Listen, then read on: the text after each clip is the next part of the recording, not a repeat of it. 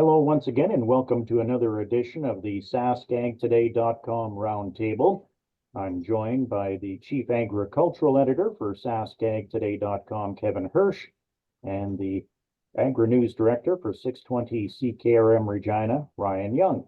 I'm Doug Falconer from GX94 in Yorkton. I'm the Agriculture Director here. And first off, I guess the big news this week, we've been hearing about the avian flu situation that's been upcoming in dairy cattle in the United States, and it sounds like it's kind of rattling the markets here in Canada even. I would think it's something that we should all keep an eye on.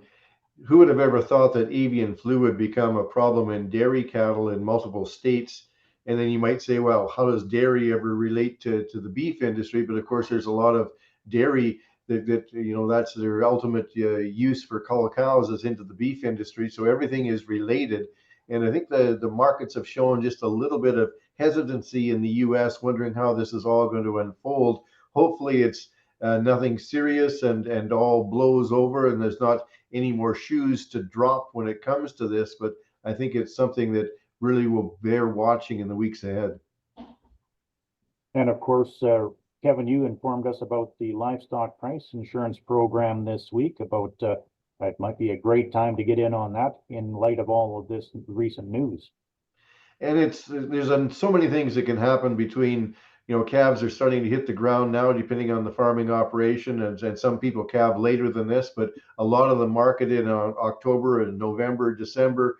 And the fact that cattle prices have been so high and calf prices have been so high that you can lock in a profitable price at a premium. There's a premium cost to locking in a floor price. But if you look at things that have gone sideways before, we're old enough to remember the BSE crisis when prices crashed. Maybe this avian flu thing will take a turn for the worse. The border, people still worry about it being closed due to something like foot and mouth disease. So I'm not a cow-calf producer, but if I was, I'd be seriously watching the premiums and the coverage levels under livestock price insurance and scratching my head over whether to enlist some coverage before the deadline in June to enact a floor price. And another topic on April 1st, of course, the carbon tax went up by 3 cents a liter on fuel. And I know, Ryan, you had a chance to speak with Bill Prabilski, one of the vice presidents of APAS, about the carbon tax and the impact it's having on farmers and ranchers. Yeah, that's right. And Bill, obviously farming around the Yorkton area and around Willowbrook, I asked him a little bit about how much that carbon tax kind of costs him personally. I've asked that a few times with producers whenever I get the chance to talk about the carbon tax and all that. And he said last year he dried around 250,000 bushels of grain, and it cost him about $10,000. Now, how much of that is largely to the carbon tax? It's largely unclear, but nonetheless, he did make the point that it's enough money with already tight margins to begin with, with the lower commodity prices and the ebbs and flows they've shown over the last several months to a year, as well as the high interest rates that were consecutively rising last year, and now we're expecting the interest rates to go down a bit this year moving forward, but that remains to be seen. But nonetheless, the margins are tight anyway, so this carbon tax, he said, is just only adding to the stress, and that's something that APAS has been very vocal of since the beginning of this carbon tax being implemented in 2019. Now, they also shared some figures and stats that they've calculated, just how much the carbon tax would be affecting a hypothetical farm this year. For example, a farm producing a 62 bushel an acre crop would be expected to incur an additional $7.24 an acre due to the tax, and a 5,000 acre farm would be paying between $22,000 and $30,000 in carbon tax based on various production scenarios and grain drying requirements. Now, a lot of those numbers are under the assumption that the input costs and service costs will go up alongside the carbon tax as it's scheduled at the beginning of the spring each year up until 2030. and also in the black soil zone of the province, which is right around that east central region that they kind of focused on for these particular numbers. So um, that's kind of one of the big things that they had for this week regarding the carbon tax. He also kind of spoke a little bit on Bill 234, which is the amendment to the Greenhouse Gas Pollution Pricing Act that would exempt fuel used for grain drying from the carbon tax. And he's not, him being Bill Perbilski and APAS, they're not giving up hope on Bill 234. They're still hopeful that it'll get passed eventually, even going as far as to say that they're hoping that it's passed in its original form. But Bill said that, the outcome is out of their hands. So that's kind of what they're hoping for. And yeah, we'll see where that goes.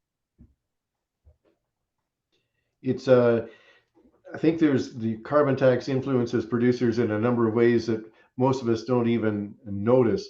Gasoline and diesel is exempt from the carbon tax for farm use. Uh, Natural gas and propane for grain drying is not. That's an obvious cost if you're drying grain. But the carbon tax also applies to rail movement of grain, and that freight cost that's paid by the grain companies, but it's reflected back into a lower price for producers. Fertilizer manufacturing is subject to all sorts of carbon taxes that ends up in the final price of fertilizer. So there are many calculations to be done, and it's good to see APAS actually try to put some numbers to the extent of this, because the narration is that, oh, most people get more money back in rebates than they pay in carbon tax. Well, that may be true for especially low and middle income Canadians, but for businesses like farms, it's certainly not the case. We're many thousands of dollars behind. All right, and another topic that came up this week was the Water Security Agency's reports suggesting that nearly 3/4 of reservoirs in Saskatchewan will have enough water supplies this year. And they're saying, of course, that the southwest is the area where there's the issue. And of course, that's where your farm is based. Is it still pretty dry down there, Kevin? We were actually a little lucky, and I don't know how widespread it was, but right at Cabri, I wasn't down, but the neighbors say that maybe about half an inch of rain, which is nice to have. But of course, that isn't going to change the picture or change reservoirs. But there are some, especially irrigation reservoirs in the southern part of the province, southwestern part of the province. And if they don't fill up, that will be bad news, especially for some hay production in that area. It is interesting to note that, as I understand the report, the level of Lake Diefenbaker is actually something like a meter higher than it was at last year this time. And there's a lot of the environmental types running around saying, oh gosh, we shouldn't increase irrigation. We might not have enough water. Well, I think it's a crime not to use the water we have in Lake Diefenbaker and use it properly. That great resource should not be wasted, and it allows water to be managed in Saskatchewan. But certainly, moisture will continue to be a concern over a large part of the prairie region as we go through the weeks ahead and get closer to spring seeding. All right, and then Ryan, of course, you had a chance to speak with Protein Industries Canada on a couple of topics this past week. That's right. One of them was with Bill Grohl, the CEO of Protein Industries Canada. He spoke on the $13.4 million investment that Protein Industries Canada is making towards what they're calling the commercialization of high-protein canola seed and sunflower meal to be used in a variety of different sectors like aquaculture, and food, and feed sectors as well. So basically, they would go to applications for animal feed, aquaculture for fish, plant-based ingredients for food. And it's part of an overall $31 million investment that they're making with 5 other companies, Bunge being one of them, Corteva another, Northeast Nutrition Incorporated, to name a few. And that'll help them in their development of different ingredients with like I said, the high protein canola seed and sunflower meal that each company is kind of undertaking. It's almost like a collaboration of the value chain from the bottom to the top, or the top to the bottom, however, which way you want to look at it. And this is kind of a second step in a long-term process Bill was explaining.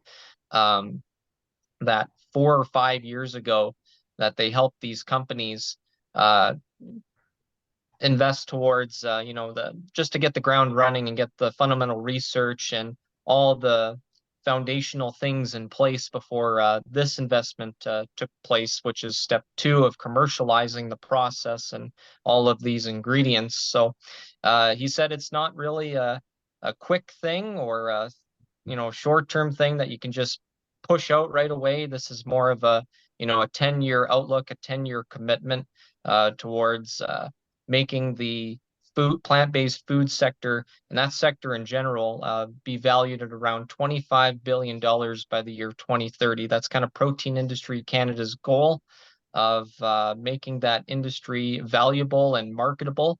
So this is kind of one step towards that. The other one, as part of said goal, is a third call for applications through their technology leadership project stream, which is just another call for getting a consortium of companies involved that must use a variety of different dryland crops, peas, canola, fava beans, and such.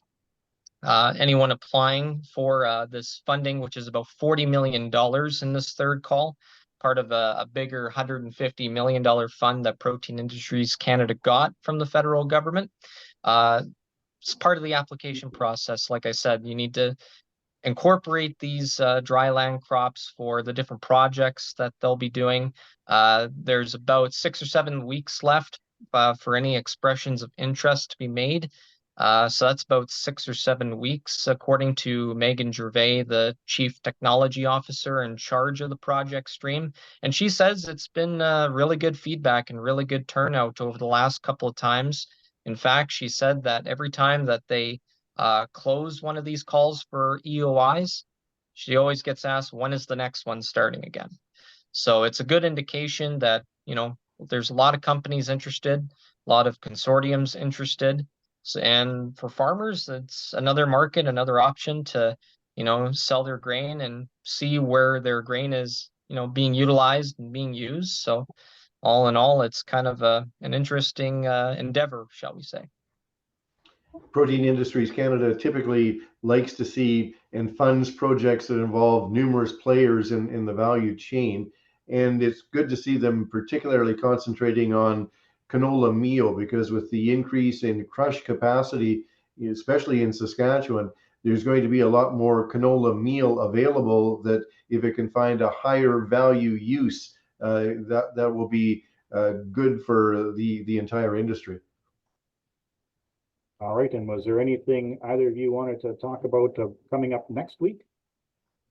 Yeah, there's a couple of things that I have on the go.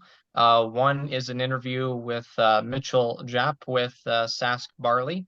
Sask Barley, they committed just under $900,000 in funding towards barley research. So I'll be talking with him about the different kinds of research that they're looking for in terms of new crop varieties and other things, as well, how that's going to help with current challenges that farmers face. The other thing that I'm kind of keeping an eye on is Prairie Clean Energy. They're a Saskatchewan-based company. They just got approved for by the Saskatchewan government for a new investor tax credit, as I understand it. So I'll be talking with a representative of the company just to kind of explain how that all works and what that means for Prairie Clean Energy. They're a relatively new company from what I could gather. So we'll see where that ends up. All right, well, that's going to do it for this week's edition of the SaskAgToday.com Roundtable. On behalf of Chief Agricultural Editor Kevin Hirsch and 620 CKRM Agri-News Director Ryan Young, I'm GX94 Yorkton Agriculture Director Doug Faulkner saying so long until next time.